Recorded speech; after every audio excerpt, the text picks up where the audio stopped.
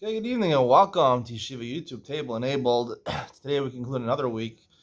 Simon Kufa in Hay 175 in Orach Chaim. We're going to learn about Dinei Birkas Hatov V'Amitiv Al Yayin. And there's a bracha Hatov V'Amitiv. Some people make it. If you grew up in a Haredi household, you might have heard about this thing. If you grew up in a modern Orthodox household like me, I never heard about this thing. This wasn't common practice. First of all, most people don't drink wine at the meals. Second of all, people are not makbid to make atov v'meitiv. I think the first time I made atov v'meitiv, I learned about these halachas. I came back from yeshiva in Israel, and I was home for Pesach, and I learned about the halachas of atov v'meitiv, and I want to put into practice. So we're at the Seder on Pesach night, and I told my cousin, we're drinking wine for, the dalakos. If you drink a second wine, that's when you make atov v'meitiv. So I had him drink with me. You need someone to drink with you. He drank the second wine, and I said Hatov Meitiv, and then I said, "You say Hatov Meitiv," and I don't know. I think he messed up the bracha or something like that. He started talking in the. He didn't know what I wanted from him, but it didn't go over so well. But I was making Hatov Meitiv. I was proud of myself. And then 9 years later, I was in Torah Vodas in Brooklyn. I was studying for smicha under Rav Yisrael Belsky of renown, famous renown. The big posek from Torah Vodas, the Rosh Shiva there, passed away a number of years ago. I don't know, 5, 6, 7 years ago. I didn't get smicha, so don't call me a rabbi because I'm not a rabbi. I didn't end up getting smicha over him, but I was in his smicha shir. He happened to have got sick while I was in the middle of learning smicha from him. That's not the reason why I didn't get smicha, but I used to go to his house a lot. I was single at that time still, and I used to go to his house a lot for Shabbos. Very close to the yeshiva. I even went there sometimes during the week. I was at his house a lot, and especially on Shabbos. Every Shabbos, I went to his house, and on Friday night, he always made sure to say "Atov Meitiv." He would have two different wines. He'd pass them around, and everyone would go around saying "Atov Meitiv." When I told this to my Rosh Hashiva Yaakov Friedman, he's like, "Wow, very nice."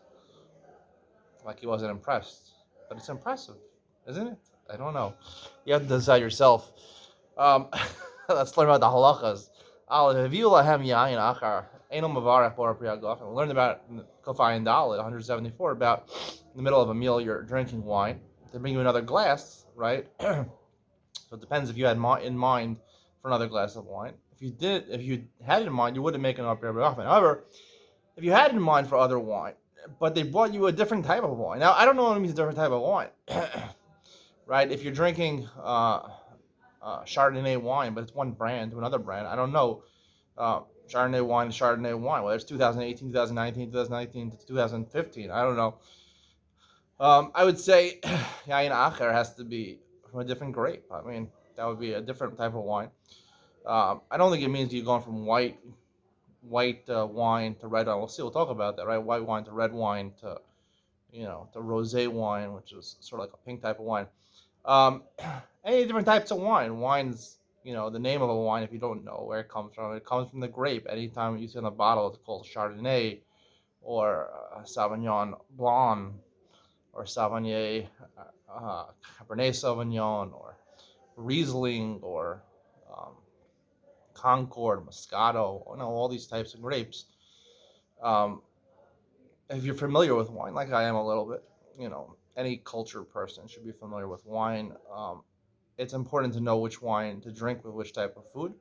You're normally going to want to drink more expensive wine with more expensive food. And the other hint is to match the color of the wine with the main color of the food that you're eating. That's why you're eating steak, you got to have a red wine. If you're eating something like, salmon, you want to have a rosé wine, pink wine. If you're eating something with cheese or something like that, that usually goes with a white wine. So that's the basics of upper class gourmet cuisine. Even people who shop at Gourmet Glatt are not familiar with gourmet cuisine, unfortunately. Even though the ones who go to Chapanash and the hotels, they still have no idea about this stuff because Jewish upper class is not upper class in the regular world, unfortunately.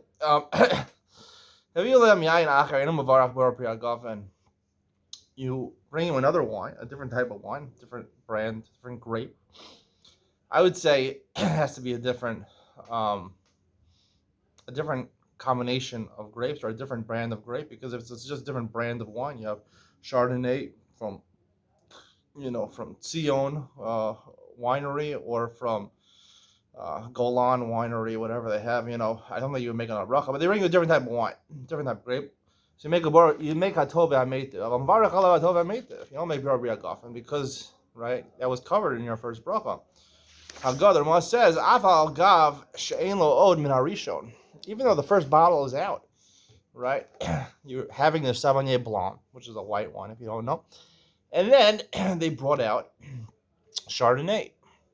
So even though there's no more Sauvignon Blanc, still you make the bracha on the Chardonnay. Lav dav kaviu lachem michadash. Doesn't have to be they didn't have the wine, right? They brought it outside the house, went to the store to buy it. They had it in the basement in the wine cellar. They had more another wine. And if both wines, the Sauvignon Blanc and the Chardonnay, were in front of you, if they're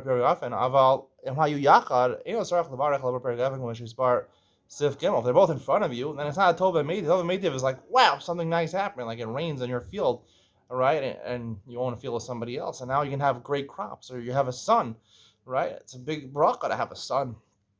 When I had my son, I was crying. I really did cry. I said I told my meitiv.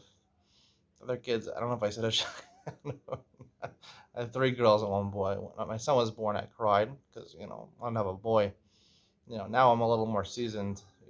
What is a girl and what is a boy. I still love my son, love my daughters, but I think girls are better. I'm happy to have 1 boy, 1 of each. But at that point, I was part of the Matrix. They program you that boys are better than girls.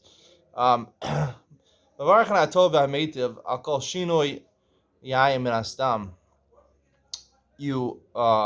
a tov v'ameitiv on any change of wine. Even if you're not a wine connoisseur, you don't know, you're not a sommelier, you don't know which wine is better.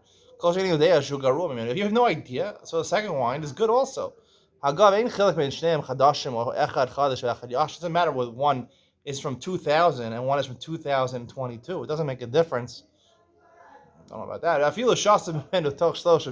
And if you're drinking a wine that was from 2022 and then give you a 2000 wine, I mean, that's a really aged wine. It's a vintage wine. I don't know. I'm sorry, if you're drinking the vintage wine and then you go to the 2022 wine, I don't know that it's better. I think that's garua. Even if the second wine, right, you drank within 30 days, so it's not something new to you, it doesn't matter. You're making a bracha because hatov. We'll discuss exactly what the bracha means. Tov v'ameitiv, 2 different words. Hashem is good, v'ameitiv, and is doing good. Right, a meitiv is doing good in the process of doing good. We'll discuss why that's the text of the bracha. Let's say you drank a red wine. You had, what's it good? You had Cabernet Sauvignon, good Cabernet Sauvignon, the worst wine in the world. You had Cabernet Sauvignon, or Afal Pishu Yoser Garum Avarakatov Hametiv. You had an expensive Cabernet Sauvignon.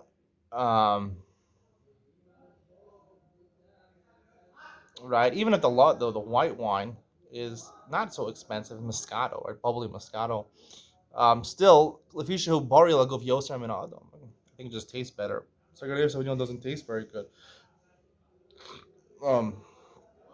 However, Moscato tastes pretty good. That's really the only white wine I like. I like Champagne also, which is really a white wine. True Champagne is a mixture of 3 different grapes, of Chardonnay, Pinot Noir, Pinot Meunier, 2 red grapes, 1 white grape. Gimel, Hivilo Yain Rav Yain Tov Ke'echad. They brought him bad wine and good wine together. Yivarech Miyad Bori Priagafen. Al Tova Poter Hara. Right? You're supposed to make a bracha. Right, you have when you have 2 foods, we're going to learn about this. Make brachas on food. If you have 2 foods that have the same brachas, you use one to pater the next one. You make a bracha on the nicer piece of salmon, the nicer piece of gefilte fish. to make right. So you have two wines, even if one is Moscato and one is Riesling. So you're going to make a bracha on the Moscato because people like Moscato much better than Riesling because it's sweet. This is a Tosfos. I'm sorry, this is a Gemara. The Gemara says you have to have someone with you. The Haki Mashma Tov Lo v'Meitiv L'Chavero. Hashem, the pshat in the pasuk is Hashem is good to you, and He's good to his friend also. If he's drinking two wines together, he's sitting himself and drinking wine and watching the Super Bowl, even by yourself. It's not Meitiv L'Chavero, so you can't make a bracha. This is from the Gemara. The Gemara says the Gemara compares it to having a son as opposed to a daughter. A son is Tova Meitiv, is good to you and your wife. A daughter is only good to one of you. Which one? I'll talk about it in Ian Polinon. Also, if you have a field, right, you have to have joint ownership of a field. So Hashem is benefiting you financially, not just you financially, also your friend financially. Otherwise, you just make shechiano. Hey, imrabim masubim masuda. If there's a lot of people together gathered at a meal, like this was a practice at Belsky's house. Each person, when they had the second glass of wine, make a tova meitiv. One person shouldn't mostly everybody. We're concerned, like we said before, about making bar pergufen to exempt other people during a meal, right? People are not going to realize, and they're going to start eating, and all of a sudden, when they're going to answer amen to your bracha, they're going to be in the middle of eating, and they could choke on the food. If they're at a bar and they're drinking together, there's no food over there, then even if you choke on liquid, you're not going to die. Let's say you have two barrels of wine. It's exactly the same crop of grapes. If they divided it within 40 days, right? The Gemara says that it takes 40 days for a wine to ferment properly. Since they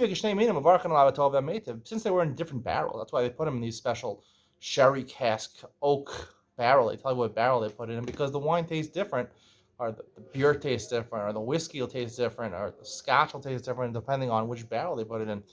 However, if you already gave 40 days for the grape to ferment outside the barrels, then you put it in the barrels, it's really going to taste the same. The barrel's not going to have an effect on it. I don't know exactly the science of barrels and putting scotch in different barrels.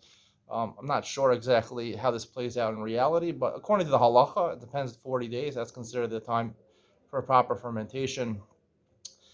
Hope you enjoyed today's share. Stay tuned for Ian Talina, where I tell you a slightly different shot at Tova Meitiv, try to understand in terms of machlokas over this machlokas. We mentioned that you have to be drinking with somebody else in order to say Tova Meitiv. Can't be alone. He has to also drink two wines, not just you. What if you're having a guest at your house? So you're the balabais. You invite some guests over, right? And you put the wine on the table. Can you join together with the guests? Because we said let's got a field, right? A field, you and your friend own a partnership in a field, so both of you are benefiting financially. But here, he's drinking your wine. Like I mentioned many times, someone comes to your house to eat food at your house, he doesn't own that food.